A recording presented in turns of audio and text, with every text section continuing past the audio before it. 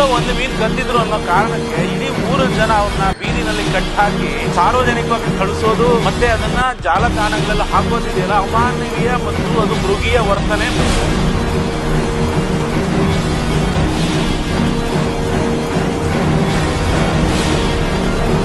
ನಾವು ಯಾವ ದೇಶದಲ್ಲಿ ಭಾರತ ಮೇಲೆ ಹೆಣ್ಣು, ಕರ್ನಾಟಕ ಪೊಲೀಸರು ಹೆಣ್ಣು, ಒಂದು ಹೆಣ್ಣಿಗೆ ಗೌರವ ಕೊಟ್ಟಿದ್ದಾರೆ ಅಲ್ಲಿ ಜನಾಂಗ.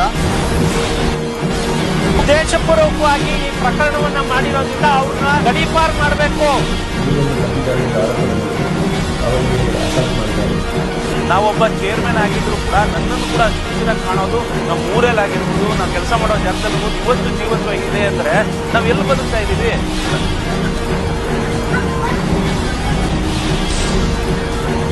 ಕ್ರಮ ಕೈಗೊಳ್ಳಬೇಕು. ಕೈಗೊಳ್ಳಿಲ್ಲ ಅಂದ್ರೆ ಮುಂದಿನ ದಿನಗಳಲ್ಲಿ ಸ್ವಲ್ಪ ಚಳುವಳಿ ನಡೆಸಿದ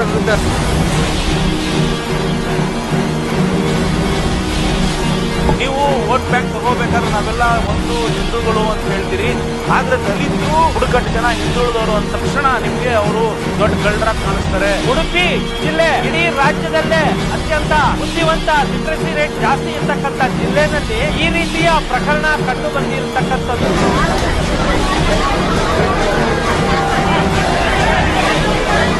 ಏನ್ ಮಾಡ್ತಾ ಇದ್ದಾರೆ? ಸಾರ್ವಜನಿಕರು ನೋಡ್ತಾ ತೆಗಿತಾ ಇದ್ದಾರೆ. ರಾಜಕೀಯ ಆಗ್ಬೇಕಲ್ಲಿ ಜನಗಳಿಗೆ ಈ ಮಾತಾಡಿ ಎಷ್ಟು ಸರಿ?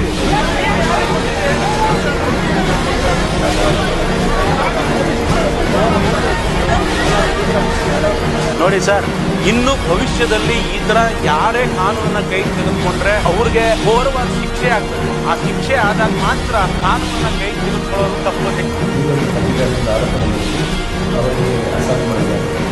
ದಲಿತ ಹೆಣ್ಮಕ್ಳ ಮೇಲೆ ದೌರ್ಜನ್ಯ ಆಗಿದೆ, ರೋಡಲ್ಲಿ ಅಲ್ಲೇ ಮಾಡಿದ್ದಾರೆ ಅಂದ್ರೆ ಎಷ್ಟು ನಾಚಿಕೆ ಆಗೋ ಸಂಗತಿ ಅಲ್ವಾ? ರಾಜ್ಯನ ತಲೆ ತಗ್ಗಿಸ್ಬೇಕು ಅಂತ ಒಂದು ಸಂಗತಿ ನಡೆದಿದೆ ಸರ್. ಇದು ಅವ್ರ ಬಗ್ಗೆ ಈ ಸಮಾಜದ ಮುಖ್ಯವಾಹಿನಿಗೆ ಬರೋದನ್ನ ತಡೆಗಟ್ಟಬೇಕು ಅಂತಕ್ಕಂಥ ಉದ್ದೇಶಪೂರ್ವಕವಾಗಿ ಮಾಡಿರ್ತಕ್ಕಂಥ ಪಿತೂರಿ ಅನ್ನೋದ್ರಲ್ಲಿ ಯಾವುದೇ ಡೌಟ್ ಇಲ್ಲ.